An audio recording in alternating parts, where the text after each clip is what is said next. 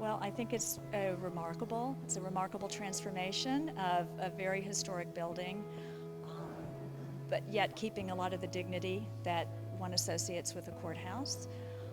It was frankly rather sad for us, for those of us who worked in this building, to pass by it so many years after we moved in 1998 to the new courthouse. I think the developer has done a remarkable job. Hats off to the city also for persisting in trying to find a purpose for this building. I started here in 1985, the end of 1985, as a U.S. magistrate judge. I, as the type of judge that would see accused individuals for the first time, give them their rights, issue search warrants and arrest warrants, kind of a foot soldier, if you will, in the federal judiciary, and also handled a number of civil cases too. I was on, I think, what is now the 4th floor, and I was in the northwest corner. It actually was a space that had been occupied by the U.S. Marshal, who at one time kept a few exotic birds. So occasionally, after I moved in, I would find a feather or two. But some of the memories of this building, there was the post office was here. There was a man who ran a little snack bar.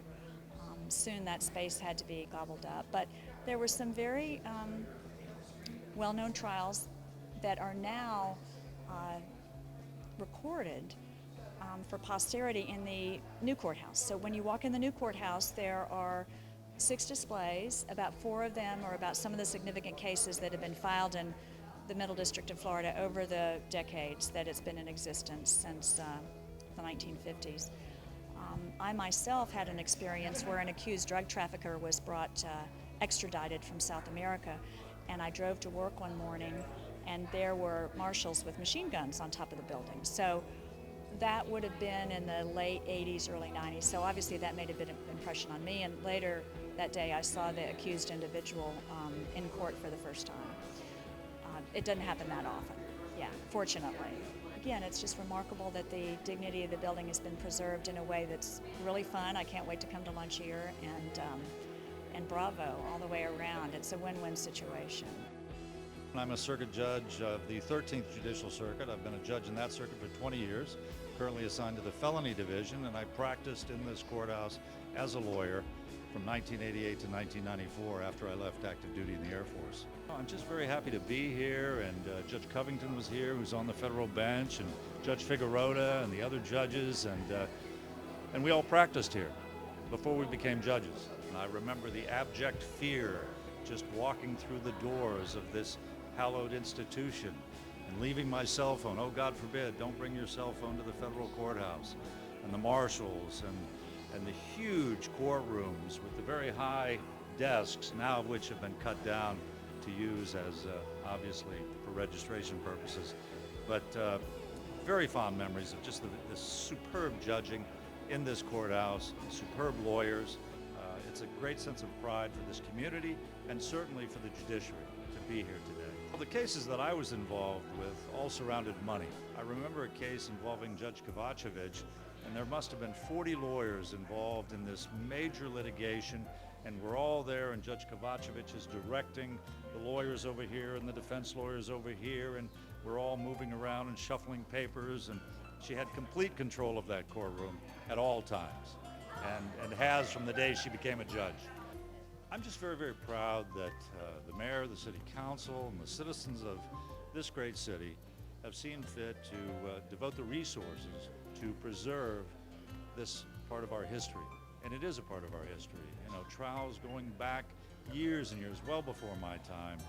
And it's preserved now and will live through the memories of folks that come and stay in these beautiful rooms. It is an incredible piece of work. But to have done the job that is apparent here of coordinating what was here with what is here defies imagination. It is just the most marvelous piece of work I've ever seen. This has been almost a hallowed place because of its function and its place in our government. Now it passes into a new phase as we do and many things do. And it'll be a place rather than where people are contending with one another.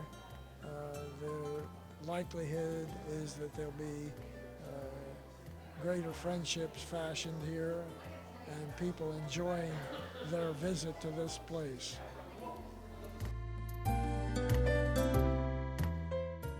I became the featured artist here at the Méridien Tampa because I approached Gary Prostman about photographing the construction process of this building. I'm very big into historic preservation. What happened is the designers from the Méridien brand were not happy with the stock artwork that was in the rooms. And so Gary said, oh, well, I'm working with this great photographer and it'd be great if we had her do Tampa Discovery Moments.